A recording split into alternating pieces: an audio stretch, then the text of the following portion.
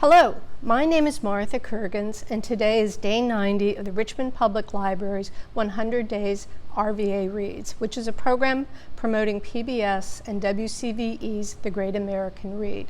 Today I'm at the Ginter Park Library in Richmond's North Side, talking with the Ginter Park Library's Mystery Book Club. Mystery and suspense novels are my favorite reads, and so naturally I picked a mystery for my presentation. One of the things I told the book club is that I like mysteries so much that I've actually named my dogs Sherlock and Watson after detectives. I live in Northside. I'm a big supporter of the library, so what could be a better group to present to than our Mystery Book Club. I've now joined the Mystery Book Club, and the book club will be continuing their discussion about the book after I finish my presentation. The book I've chosen to present is And Then There Were None by Agatha Christie. Agatha Christie is often referred to as the Queen of Mysteries, and it's even on the title page of the book I have. And she's also said to be the best-selling novelist of all times. And Then There Was None has actually sold 100 million copies, and it's also one of the best-selling books of all time. Christie was a prolific writer, which probably accounts for the fact that she's sold so many books. She's written 66 detective novels, 14 short story collections, and she also wrote a play, The Mousetrap, which is the longest-running play that's ever been. And Then There Was None was first published in England in 1939. Christie actually described this novel as the hardest book she ever wrote. I'm not sure why that is, but just in reading it, it's a complicated book. So in the book, 10 strangers who seem to have very little in common with each other are lured to an isolated island mansion off the coast of Devon, which is in England. The name of the island that they go to is Soldier Island and can only be reached by boat. The mansion is the only structure on the island. We learn that 8 of the strangers were invited by either Mr. Ullick Norton Owen or his wife, Erla Nancy Owen.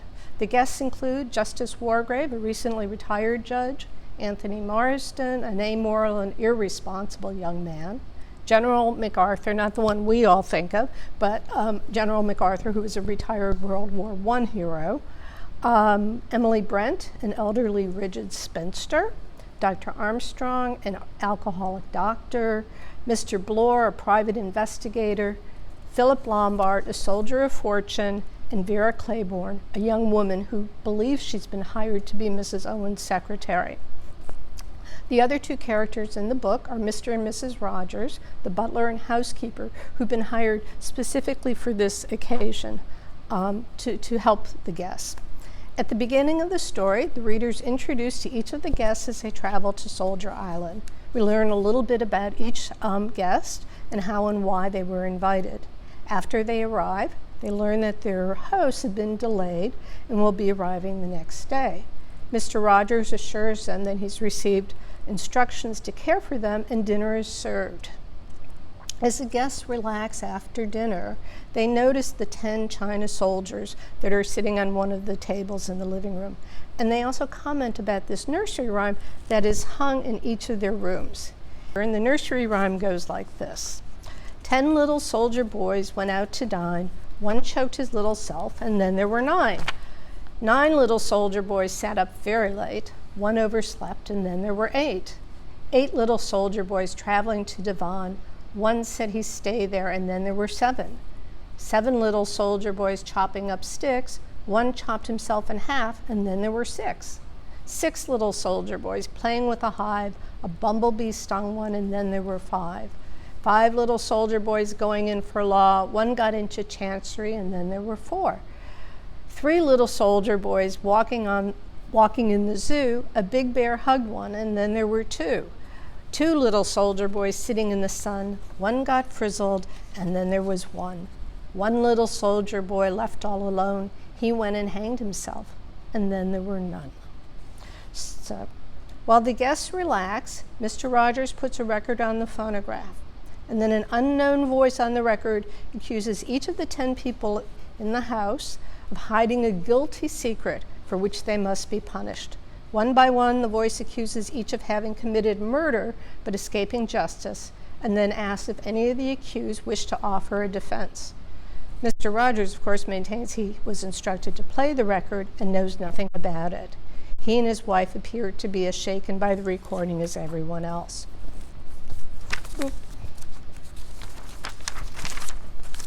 So the guests talk amongst themselves, and some of them acknowledge their involvement in the deaths they are accused of. As they talk to each other, they realize that none of them actually knows either Mr. or Mrs. Owen. And then one of the guests actually points out to them that if they look at the name U.N. Owen, it actually is shorthand for unknown. Adds to the mystery. After the recording, Marston finishes his drink and immediately dies from cyanide poisoning. The other guests notice that one of the 10 figurines is now broken, and that the nursery rhyme appears to reflect Marston's manner of death, which is one choked his little self and then there were 9. The guests go to bed, and the next morning, Mrs. Rogers, the housekeeper, is found dead in her bed. Again, just as described in the rhyme. Tensions mount as the remaining guests realize they have no way off the island and that the killer may be among them and preparing to strike again.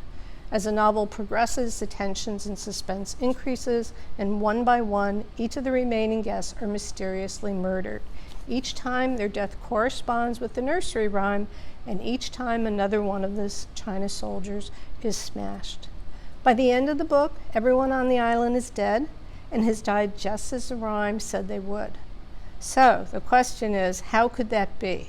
How could everyone be dead? Who could have killed the last person? That's the mystery. But you're going to have to read the book to find out. Now, if you're a little lazy and you don't want to read the book, you can watch the movie, but I do need to warn you that the movie ending is somewhat different. So, and it's not nearly as ingenious as the book. So the book will keep you guessing, and it provides both mystery and suspense, and I understand that this technique of having everyone in one house and systematically dying was a new technique in terms of writing mysteries and suspense, and that Agatha Christie is responsible for that. So the book club and I will be discussing the book more and seeing if we can understand how it was created and why, and titled the way it was. So anyway, in closing, just wanted to let everybody know that all 100 books of the Great American Read are available at your local Richmond Public Library. Visit rvalibrary.org/100days to see the location of our map showing the next reading. And we invite you to join Facebook group and subscribe to our YouTube channel at Richmond Public Library 100 Days. And you can see it's right here. So thank you. Okay. Okay, so now you all remember